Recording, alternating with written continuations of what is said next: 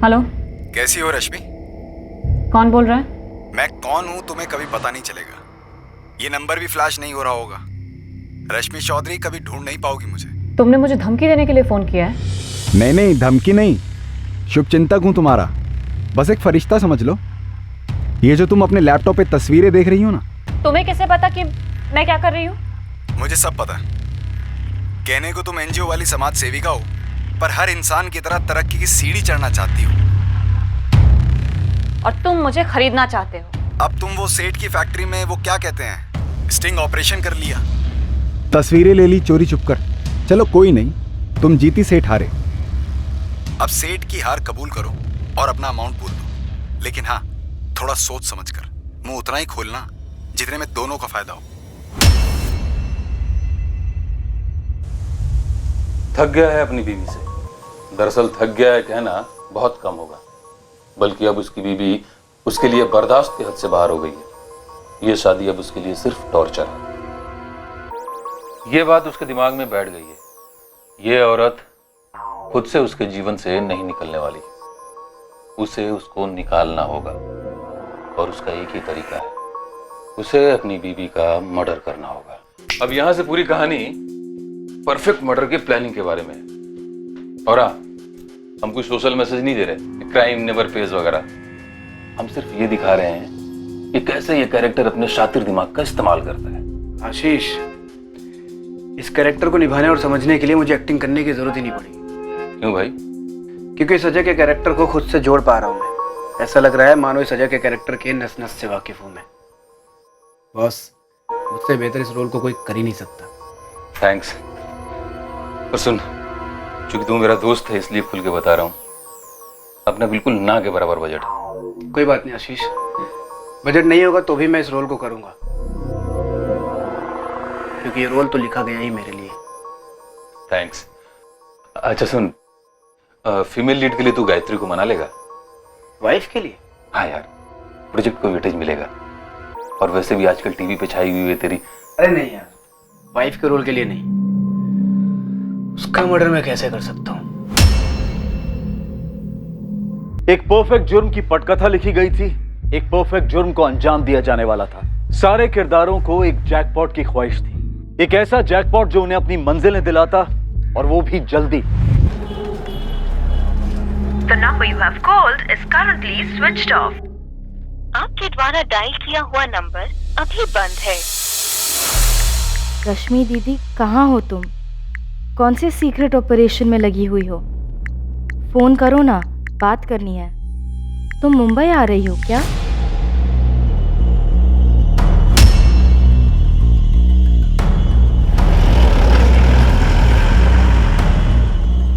The number you have called is currently switched off. Please try again later. Thank you.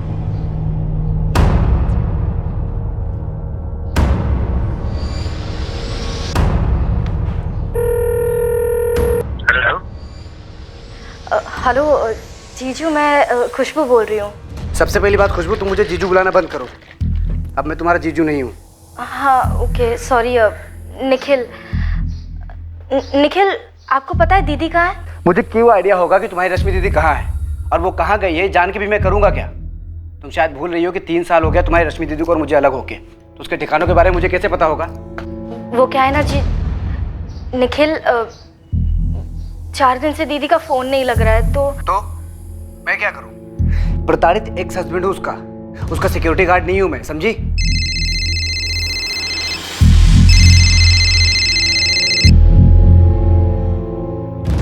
Hello Jaydev uncle, खुशबू बोल रही हूँ। हाँ खुशबू बेटा, कैसी हो? मैं ठीक हूँ। रश्मि दी कहाँ है? रश्मि? मुझे नहीं पता बेटा रश्मि कहाँ है। अंकल, वो आपकी किराएदार है। किराएदार थी बेटा, लेकिन वो कुछ दिन पहले ही मकान खाली करके चली गई। उसके साथ सेटलमेंट हो गई, फाइनल डील भी हो गई। मैंने जो उसे फाइनल ऑफर दिया था वो उसने मान लिया और मकान खाली करके चली गई। ऐसे कैसे? दीदी ने मुझे कुछ बताया भी नहीं और मकान खाली कर दिया। अब इसमें मैं क्या कर सकता हूँ बेटा? ये तुम्हारे और तुम्हारे रश्मि दीदी के बीच की बात है।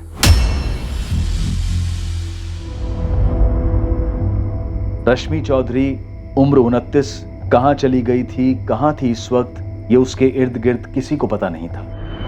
अपनी बहन का पता लगाने रश्मि की छोटी बहन खुशबू चौधरी मुंबई से लखनऊ पहुंची। 20 जुलाई का मेल है तुम्हारी दीदी का। मुझसे मकान मालिक जयदेव भल्ला के खिलाफ केस वापस लेने के लिए कहा। हाय आशुतोष, मेरी जयदेव भल्ला के साथ फाइनली सेटलमेंट हो गई है, तो तुम प्लीज तुरंत केस वापस लेने की अर्जी डाल दो। मैं तुम्हारी फीस आज ही तुम्हारे अकाउंट में ट्रांसफर कर रही हूँ। अगले हफ्ते की डेट मिली अर्जी डालने के लिए। आशुतोष जी, पर रश्मि दीदी कहाँ पर है? मुझे भी नहीं पता खुशबू, कब से उसका फोन ही बंद आ रहा है। मैंने तो उसके एनजीओ के बॉस विक्रम से भी बात की, उन्हें भी कोई आइडिया नहीं। उन्हें रश्मि ने एक मेल किया बस कि कुछ काम से कहीं जा रही है, कुछ समय के लिए कांटेक्ट में नहीं रहेगी। और दीदी ने मुझे एक मैसेज तक नहीं किया। मुझे तो समझ नहीं आ रहा है यहाँ हो क्या रहा है। दरअसल जयदेव जी के साथ जो सेटलमेंट हुई ना उसकी, वो रश्मि के बॉस विक्रम के थ्रू ही हुई थी।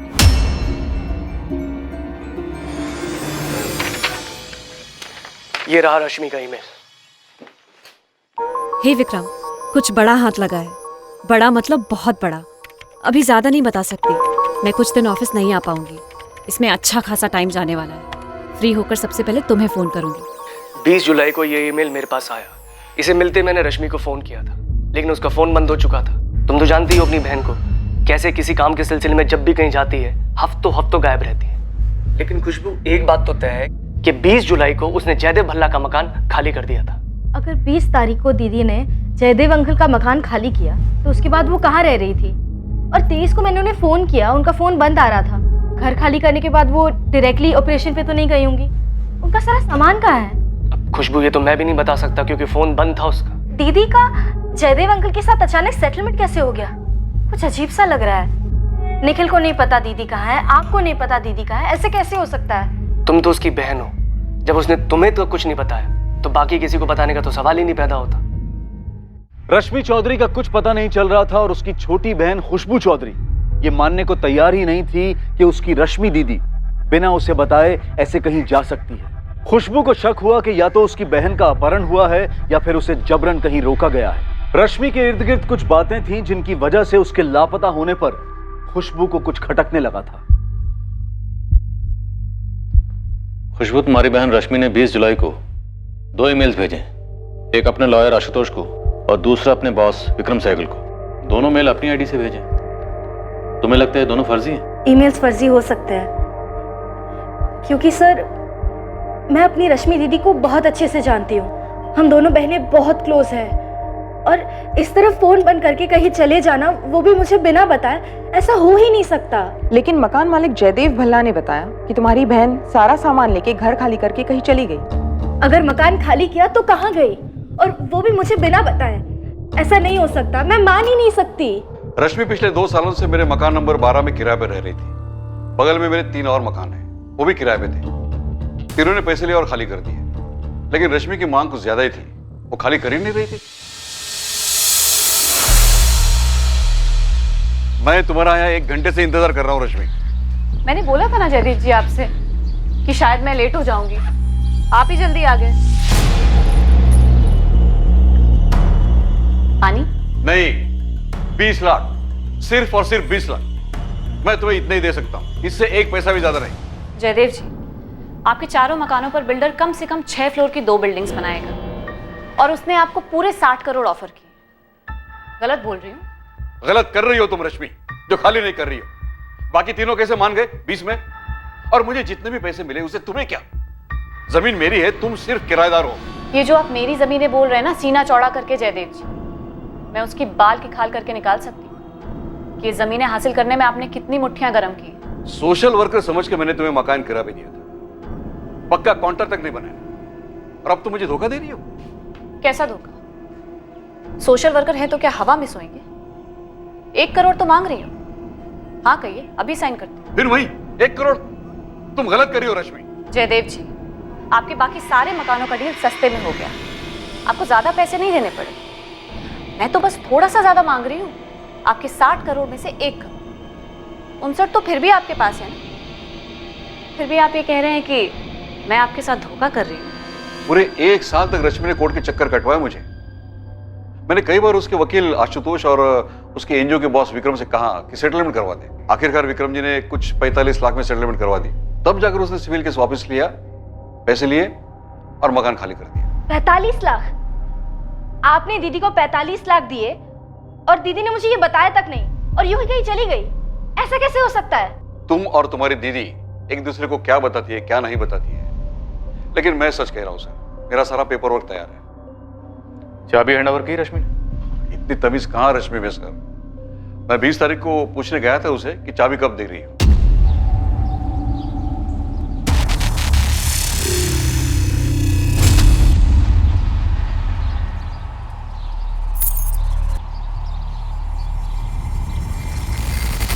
जयदेव जी, चाबियां मैंने रख दी हैं और मैंने पूरा मकान खाली कर दिया है। अपना सारा सामान लेके जा रही हूँ। Wish you all the best Jaidev जी।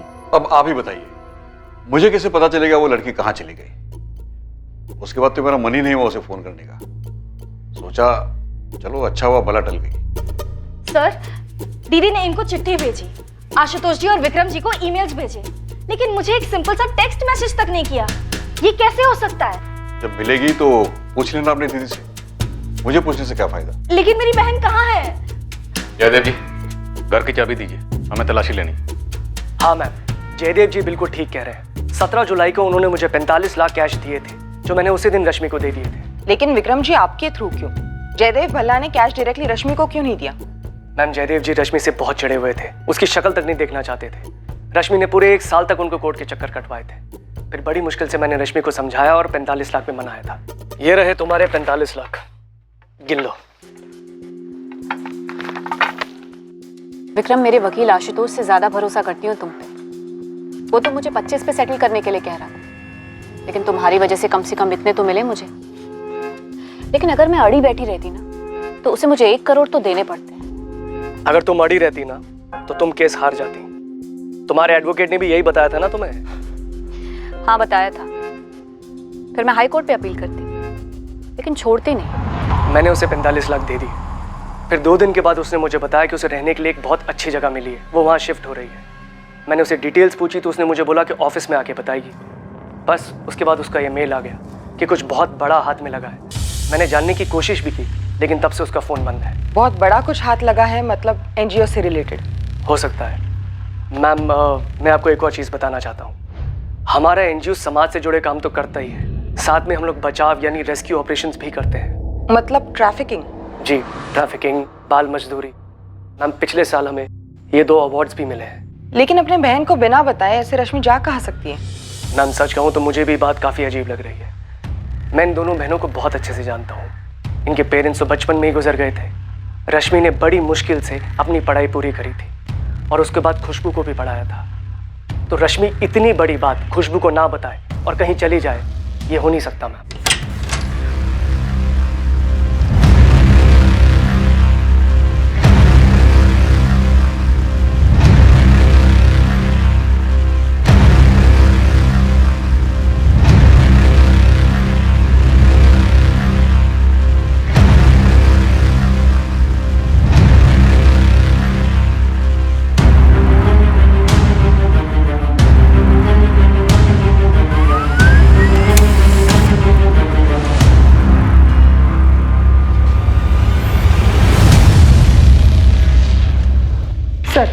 रश्मि के फोन की लास्ट लोकेशन उसी के एरिया गिरिधर नगर की थी, जहाँ 20 जुलाई 2017 को उसका फोन स्विच ऑफ हुआ था। फोन स्विच ऑफ होने से पहले उसने किसी स्टेट एजेंट या ब्रोकर को कॉल्स किए थे? सर, मैंने पिछले महीने के सारे कॉल स्कैन किए, लेकिन उसमें किसी ब्रोकर या एजेंट को कॉल नहीं किए गए। दरअसल सारे कॉल्स या तो वकील आशुतोष, विक्रम या खुद के बहन को किए गए थे। लेकिन सर, इसमें एक नंबर है 444891 जिस पर 2 जुलाई को बात हुई थी। ये नंबर निखिल आचार्य का है। उसका मर्डर मैं कैसे कर सकता हूँ? रश्मि का हस्बैंड जो मुंबई में रहता है। रश्मि का हस्बैंड? लेकिन खुशबू ने तो हस्बैंड के बारे में कुछ बताया ही नहीं। सर, 3 साल पहले अलग हुए थे और रश्मि ने इसे भी कोर्ट तक घसीटा था। घरेलू हिंसा का केस किया था इसके खिलाफ। दैट्स राइट मैम, रश्मि का केस मैं ही हैंडल कर रहा हूँ। मैंने उसे समझाने की कितनी कोशिश की कि केस विड्रॉ करो, आगे बढ़ो, जितना मिल रहा है उसमें मान जाओ, लेकिन नहीं। अब केस लंबा खिंचा और पता चला कि बिल्डर ही पीछे हट गया, तो 20 भी नहीं मिलेगा। मैं तो 25 दिलवाने की कोशिश कर रहा था, लेकिन रश्मि का बॉस विक्रम, उसने अच्छी डील करा दी और केस वापस हो गया। और ये डोमेस्टिक वायलेंस वाला केस उसके हस्बैंड के खिलाफ 3 साल से चल रहा है।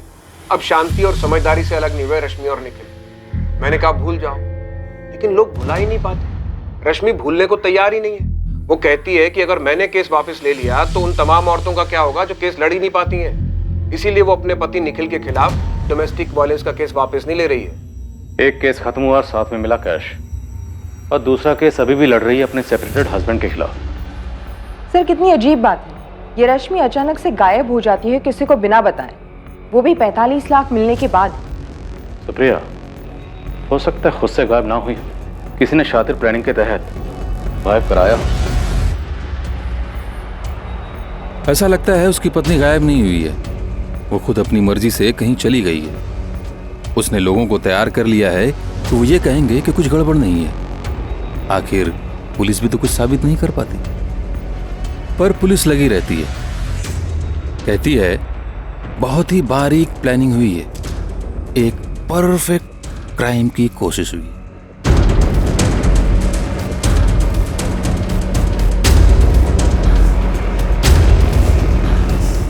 सर खुशबू ने ये मिसिंग वाले इश्तिहार दिया है अखबार में। उसने सुबह कॉल किया था और उसका कहना है कि उसे डाउट है कि रश्मि के साथ कहीं कुछ गलत हुआ है। लेकिन इस डाउट को टटोलने के लिए हमारे पास कोई सुराग भी नहीं। कुछ तो हुआ है, एक सोशल वर्कर का इस तरह अचानक गायब हो जाना या अंडरग्राउंड होना, क्या वजह हो सकती है?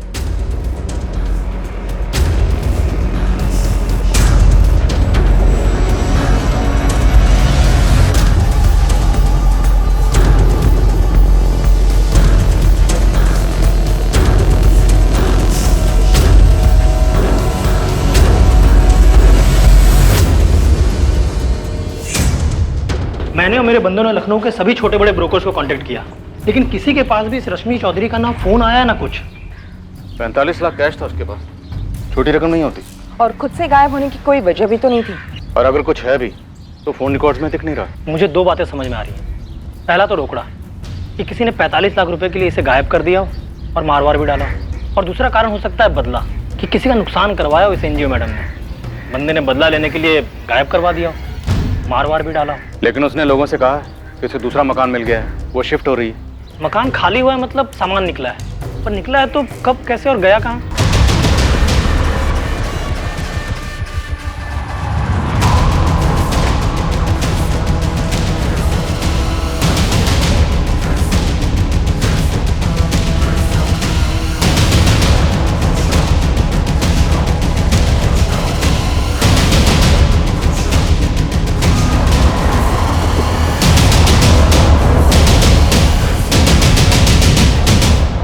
रश्मि का पति निखिल आचार्य जो मुंबई में रहता है। घरेलू हिंसा का केस ठोक रखा है उसको, क्या उसने कुछ किया?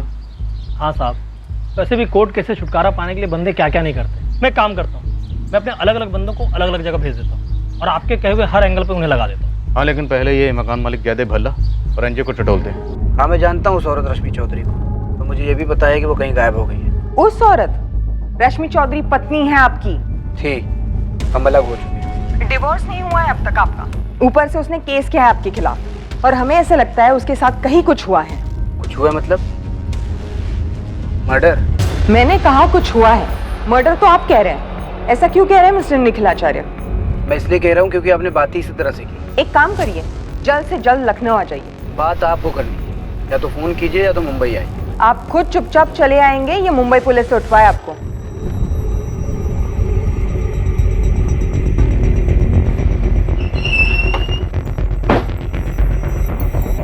अरे सर, सर सर ऑफिस खोला तो ये हाल मिला इधर। सर वो वहां पर खिड़की भी टूटी है सर, लगता है वहीं से वो आए थे।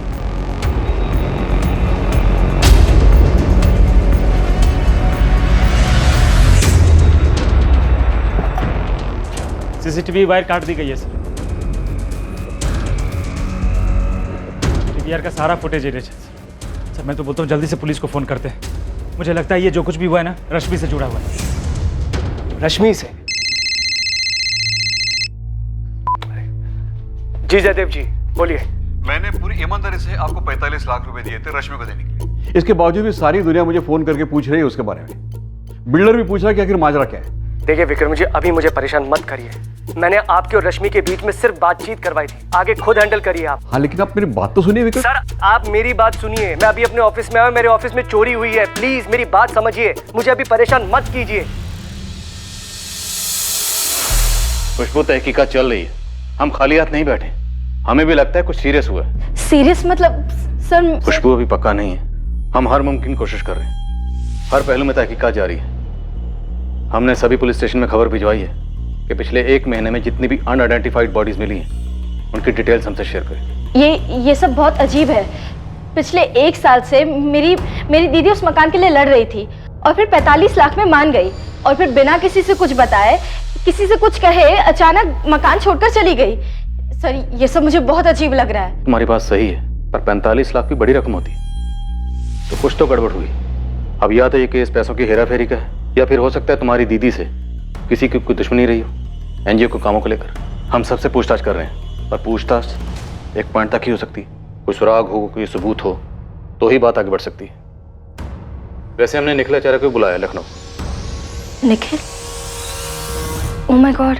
क्या हो खुशबू, कुछ जानती हो? सर, मैंने निखिल को कॉल किया था मेरी दीदी के बारे में पूछने के लिए कि शायद उन्हें कुछ पता हो, लेकिन बहुत ही रूडली बात की उन्होंने मुझसे। मेरे किसी भी सवाल का सीधा जवाब नहीं दिया उन्होंने। खुशबू, तुम्हारी दीदी का ये सेपरेटेड हस्बैंड निखिल आचार्य आदमी कैसा? तुम्हें लगता है वो कुछ कर सकता है? सर, कौन क्या कर सकता है मुझे कुछ समझ नहीं आ रहा। मुझे सिर्फ इतना लग रहा है कि मेरी दीदी कोई बहुत बड़ी मुसीबत में फंस गई है। जावेद भाई। नीलेश, बोल भाई, क्या खबर है? ये रश्मि चौधरी जो है ये समाज सेवा में थी। अबे, तुम मुझे बता रहा हो क्या थी? ये बता कहाँ है? कानपुर। कानपुर में है? अरे नहीं, कानपुर में प्रकाश सेठ है, एक चूड़ियों का छोटा सा कारखाना है उसका।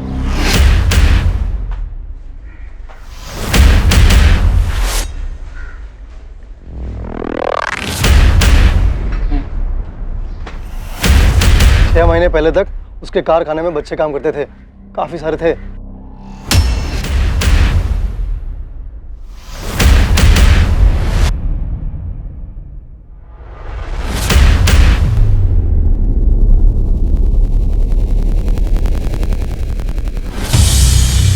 छह महीने पहले छापा पड़ा वहाँ? उससे पहले प्रकाश ने खुद सारे बच्चों को वहां से हटा दिया। ये रश्मि जिस एनजीओ के लिए काम करती है, वो लोग बाल मजदूरी के खिलाफ कुछ तो करते हैं और बच्चों के तस्करी के खिलाफ भी। वही तो इस रश्मि का कुछ कनेक्शन था जिसकी वजह से प्रकाश सेठ ने बच्चों को निकाल दिया। रश्मि ने कुछ किया? क्या किया वो मालूम नहीं, लेकिन पक्का वो शामिल थी, क्योंकि कई लोगों का नुकसान किया है इस रश्मि मैडम ने। तो इस प्रकाश सेठ का भी काफी नुकसान हुआ होगा और उसी ने इस रश्मि के साथ कुछ कर दिया होगा। ये प्रकाश को देखना बनता है जावेद भाई। तो अब सीधे लग जाए ये पता लगाने में किस प्रकाश सेठ ने किसे सुपारी दी और लाश को कहाँ ठिकाने लगाया। क्या खबरी जावेद का शक सही था? क्या रश्मि का कत्ल हो गया था और उसकी लाश ठिकाने लगा दी गई थी? क्या उसके कत्ल का कारण था उसका काम, जिसमें गैर कानूनी बाल मजदूरी से बच्चों को बचाया जाता था? या फिर मर्डर का कारण कुछ और ही था, कोई पर्सनल एंगल? इस जुर्म की कहानी लिखने वाले ने बहुत मेहनत की थी, कोई गुंजाइश नहीं रहने दी थी कि जिससे रश्मि के गायब होने का रहस्य खुल जाए।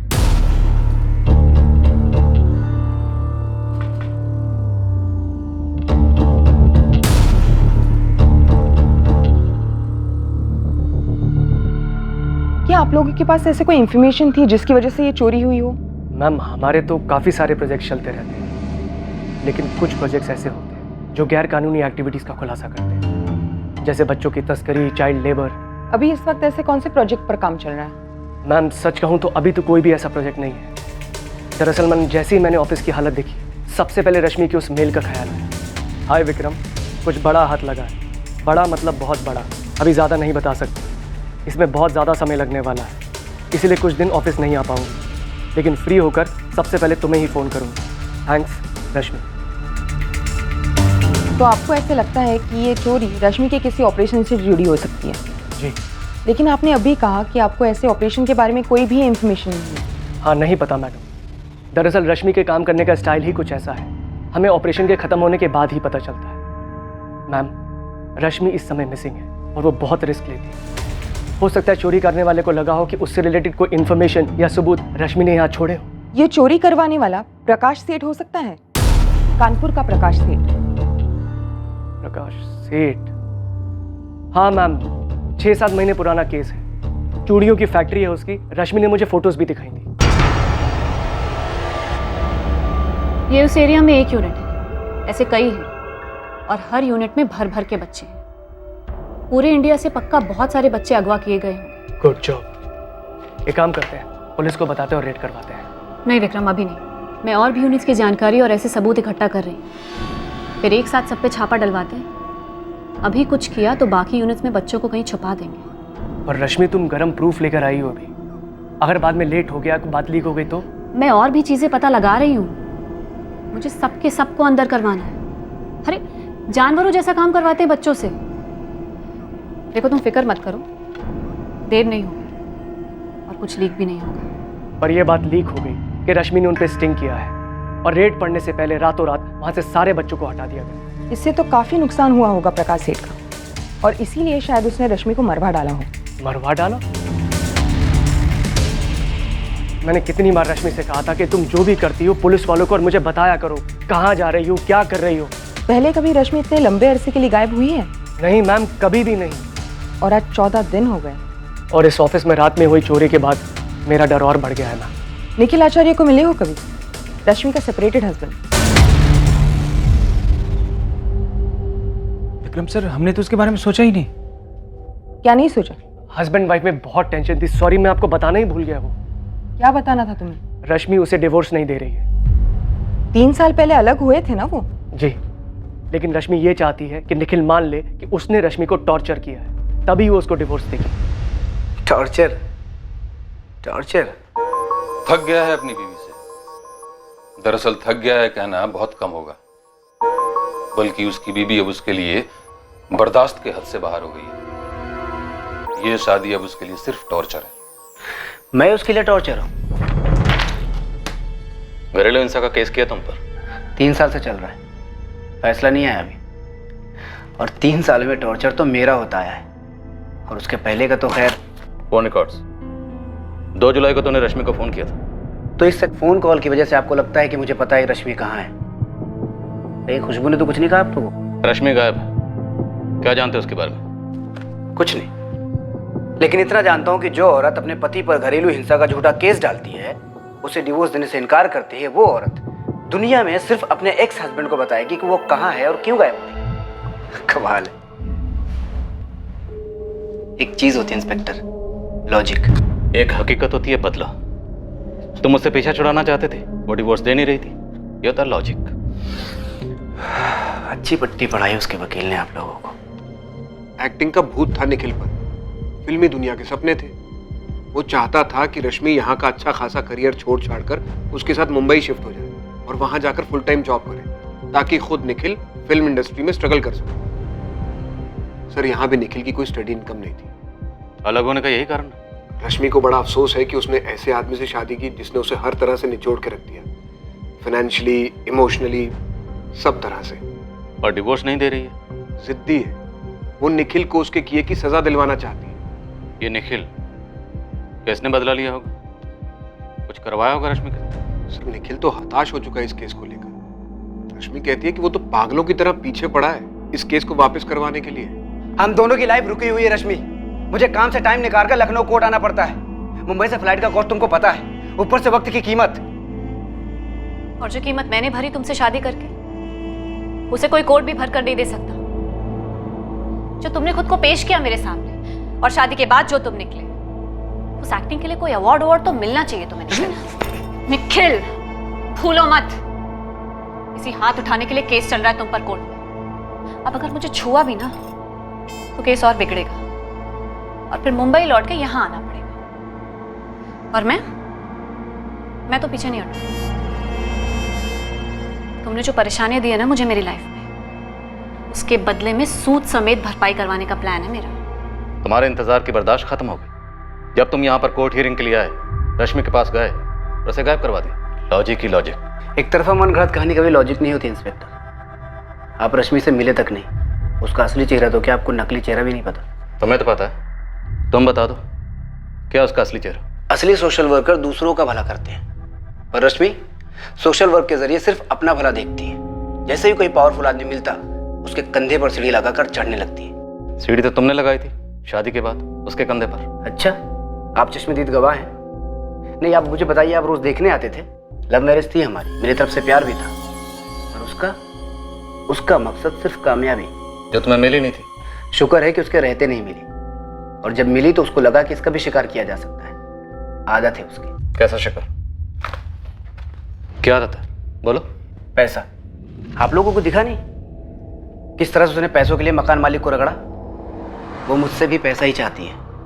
पैसा सबकी लाइफ में जरूरी होता है, जैकपॉट सबको चाहिए होता है, पर रश्मि, उसके लाइफ में सबसे ज्यादा जरूरी सिर्फ और सिर्फ पैसा ही है। वो हर बंदे पे अपना जैकपॉट ढूंढती है। सोशल वर्कर के नकाब के पीछे आप लोग देख ही नहीं पाए, तो अब तक आपने जितनी भी कहानी रश्मि के बारे में सुनी है, माफ करना इंस्पेक्टर, वो पूरी तरह से गलत है। वो औरत पैसे के परे कभी कुछ सोच ही नहीं सकती। हमारी शादी सिर्फ 1 साल की थी रश्मि, इसलिए डोमेस्टिक वायलेंस का तुम्हारा झूठा केस पुलिस को सच्चा लगा और कोर्ट में भी तुम्हारा पल्ला भारी पड़ा। तुम अपना पल्ला छुड़ा सकते, जेब हल्की कर दो। फिर पैसा? निखिल, जब हम अलग हुए थे तब बात अलग थी। तब मैं 1 लाख में सेटल करने के लिए रेडी थी, पर तुमने कहा नहीं। फिर 3 साल बाद मैंने 2 का ऑफर किया, फिर नहीं। अब तुम 3-4 शोज करते हो, पॉपुलर हो, इनकम भी काफी अच्छी है। 10 लाख से नीचे क्या लूंगी? इनफैक्ट ये भी कम है। अरेंज कर दो, मैं केस वापस ले लूंगी। मेरे पास इतने पैसे नहीं है निखिल, मुझे तुम्हारा पर एपिसोड रेट मालूम है, और तुम महीने में कितने एपिसोड्स करते हो वो भी मालूम है, और तुम्हें मालूम है कि मेरी कैलकुलेशन कितनी स्ट्रांग है। तुमने हमेशा कैलकुलेशन ही किया है, रिश्तों में भी सिर्फ कैलकुलेशन। क्यों की मैंने तुमसे शादी? तुमने शादी एक सीढ़ी के लिए की थी निखिल, मतलब मैं। तुम मेरा यूज करते हुए मुंबई में अपना करियर बनाना चाहते थे, और जब ऐसा नहीं हुआ तुमने मुझे छोड़ दिया। छोड़े जाने का दर्द बहुत होता है निखिल। मैं उसे 10 लाख दे सकता था सर, लेकिन मैंने उसे कभी टॉर्चर किया ही नहीं, ना ही कभी हाथ उठाया, तो किस बात के पैसे देता? मैंने अपनी लाइफ में बहुत स्ट्रगल किया है सर, न जाने कितने ऑडिशन में रिजेक्ट हुआ, भूखे पेट सोया, तब जाके इस मुकाम तक पहुंचा हूं। मेरा पैसा खून पसीने का है सर। अब तुम अपनी स्ट्रगल को ढाल बनाकर फिल्मी कहानी सुना रहे हो। कोई फिल्मी कहानी नहीं है सर, यही सच है। हकीकत बयां करने के लिए उसकी पत्नी है नहीं, तो स्टोरी बनती है सिर्फ अजय की। वो जो कहता है उनके बीच जो हुआ वो सच बन जाता है। पुलिस अजय को क्वेश्चनिंग के लिए बुलाती है। वो जानता है कि पुलिस जाहिर तौर पे उस पर शक करेगी, लेकिन अजय पूरी तरह तैयार है। शातिर खिलाड़ी भी है सर, पूरा चांस है कि वो खुद कहीं छुप कर बैठी हो, क्योंकि उसको पता है कि उसके गायब होने से कई लोगों पर शक होगा, और जब शक होगा तो पुलिस उन्हें टटोलेगी, जिससे उनके पुराने पाप भी बाहर आएंगे। उनके इसी डर का फायदा उठाकर वो उनसे पैसे निकलवा रही होगी सर। तुम्हारी बातों से ऐसा बिल्कुल नहीं लग रहा कि तुम एक ऐसी औरत की बात कर रहे हो जो कभी तुम्हारी बीवी रह चुकी। ऐसा लग रहा है जैसे किसी स्क्रिप्ट की चालबाज और धोखेबाज औरत के बारे में बात कर रहे हो। हाल फिलहाल में कोई स्क्रिप्ट पढ़ी है क्या?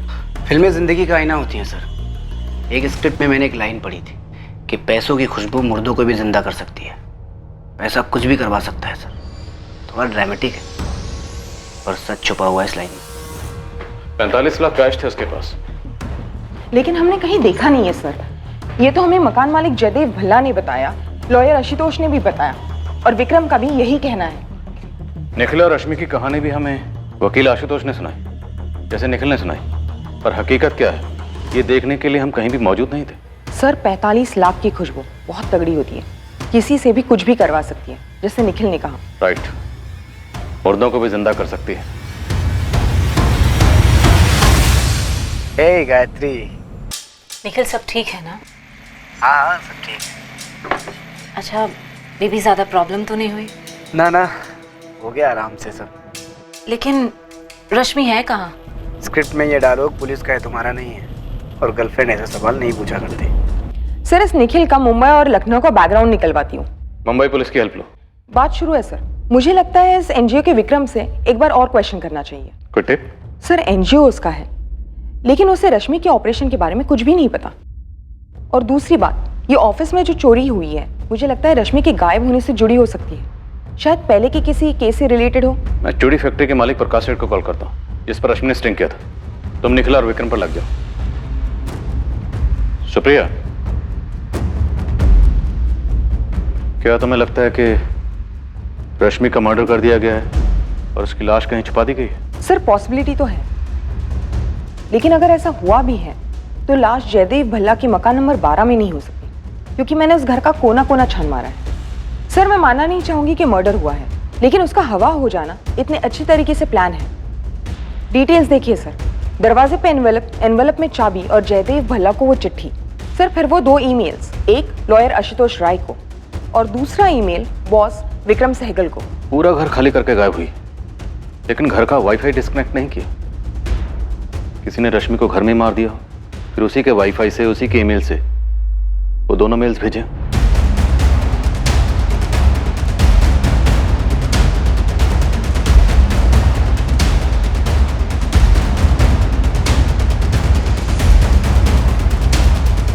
गायब हुई है, गायब करवाया है या मर्डर हुआ, लेकिन जो भी हुआ उसके पीछे मुझे एक ही मोटिव लगता है, पैसा।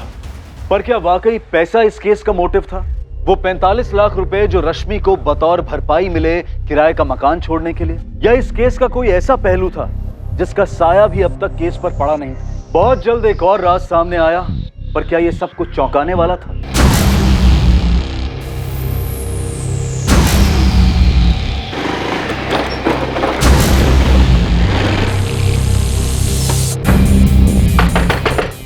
अबे दरवाजा तोड़े। नीलेश, तेरे कानपुर के उस चूड़ी फैक्ट्री के ओनर प्रकाश सेठ की पुलिस इंटरव्यू ले रही है। लेने दीजिए जावेद भाई, एक ताजी वाली सुनो। इसी केस की टिप है। अब क्या टिप है भाई? अपना हिस्ट्री चीटर है ना सुरेश मल्ला उर्फ खंबा, पी के कुछ उगल दिया क्या?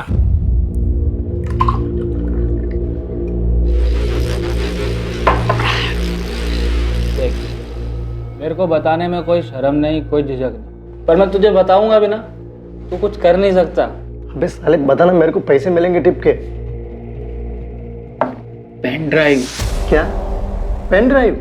कंप्यूटर में जो अबे इत्तूसा लगाते हैं वो। तो तू वो इत्तूसा एक चीज चुराने के लिए वहां गया तू? अबे एक नहीं, सारे उड़ा दिए।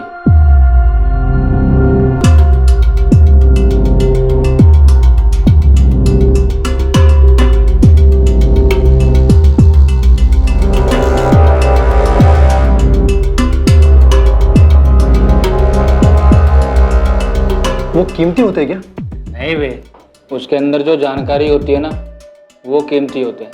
कुछ 7-8 मिले थे, सब पहुंचा दिए। किसे? बलवीर यादव।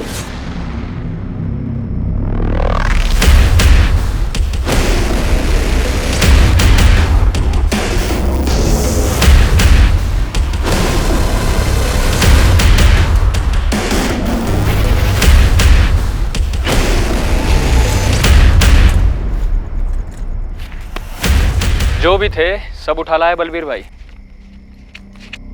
चल निकले यहाँ से। ये बलवीर तो नगर सेवक लक्ष्मण व्यास का खास है ना?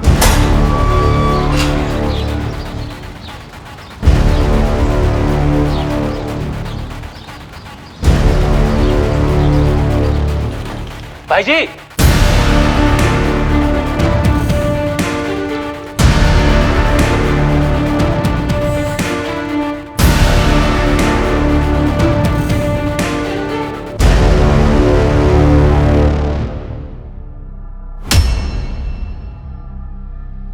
छह महीने पहले की बात, अब जाने दीजिए ना सर। मेरी फैक्ट्री में अब एक भी बच्चा नहीं है।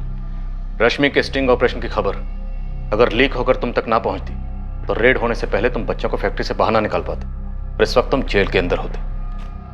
सुपारी किसे दी, लाश कहां फिकोई? रुके रुके सब, आप तो कुछ भी बोले चले रहे हैं।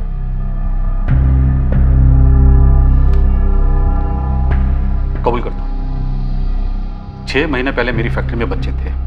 कबूल करता हूं, मुझे रश्मि चौधरी वाले स्टिंग ऑपरेशन के बारे में खबर मिली। अब ये मत पूछिएगा कि खबर कैसे मिली। कैसे मिली? जब मुझे खबर मिली तो मेरे आदमियों ने रश्मि चौधरी को फोन लगाया, धमकाने के लिए नहीं, समझाने के लिए। अब सेठ की हार कबूल करो और अपना अमाउंट बोल दो, लेकिन हाँ, थोड़ा सोच समझ कर। मुंह उतना ही खोलना जितने में दोनों का फायदा हो। 5 लाख। अरे रश्मि, छोटा बिजनेस है, 5 नहीं हो पाएगा, 3 पे डन करते हैं। ठीक है, 4।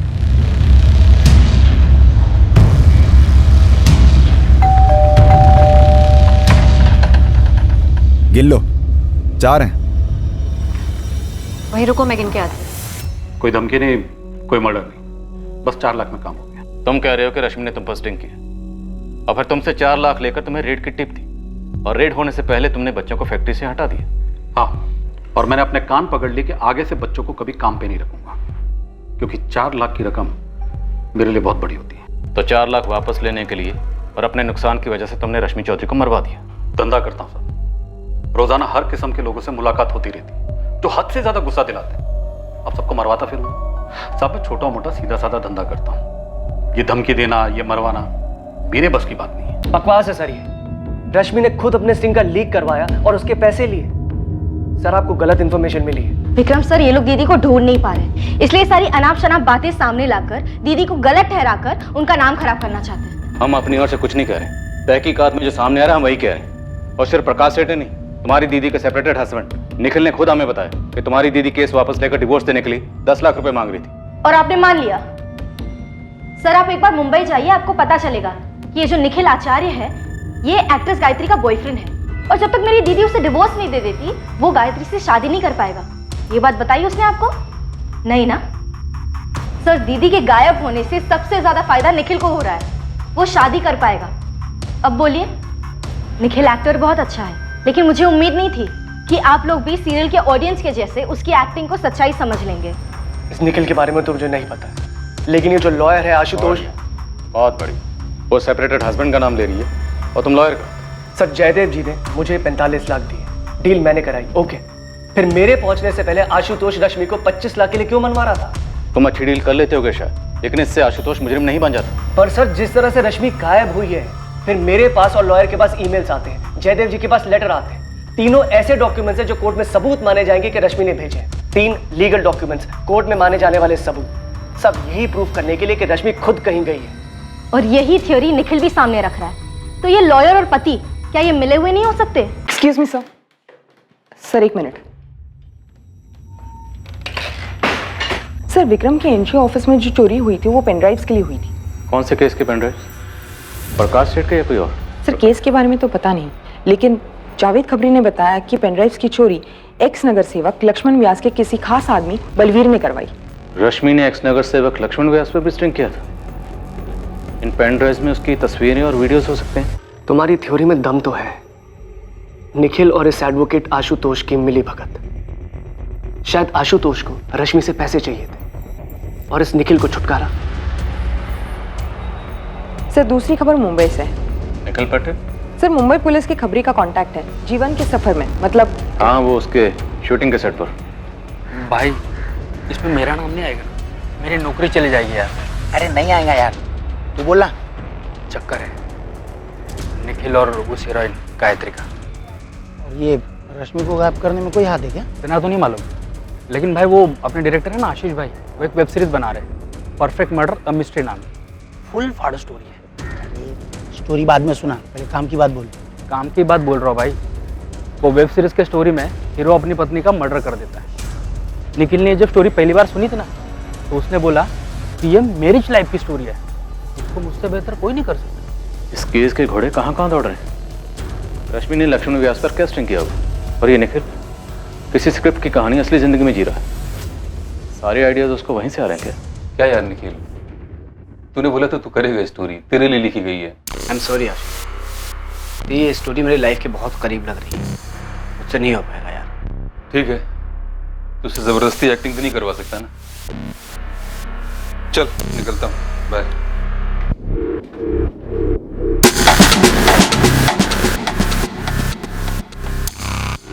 और हाँ निखिल यार, मैंने दिन रात एक करके ये स्क्रिप्ट लिखी, बहुत मेहनत किया है, तो प्लीज किसी के साथ शेयर मत करना, अपने तक रखना। पागल है क्या आशीष? तेरी कहानी है, मुझे थोड़ी याद रहेगी, तो टेंशन मत ले। ठीक है, निकलता हूँ, चल बाय।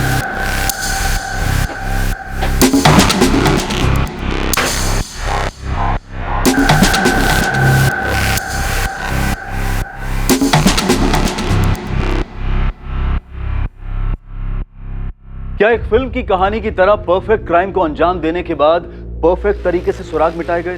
केस में अब कई संदिग्ध थे और कई मोटिव्स भी। एक तरफ निखिल था जो गायत्री से शादी करने के लिए रश्मि से पीछा छुड़ाना चाहता था, दूसरी तरफ थी एक अजीब सी चोरी जिसमें 8 पेन ड्राइव चुराए गए थे, जिनमें शायद रश्मि द्वारा किए गए किसी स्टिंग ऑपरेशन की फुटेज थी, और शायद रश्मि उससे पैसा कमाने के चक्कर में थी। रश्मि का पैसों का लालच इस केस में एक से ज्यादा बार उठकर आया था? क्या पैसों की खुशबू रश्मि से कुछ भी करवा रही थी?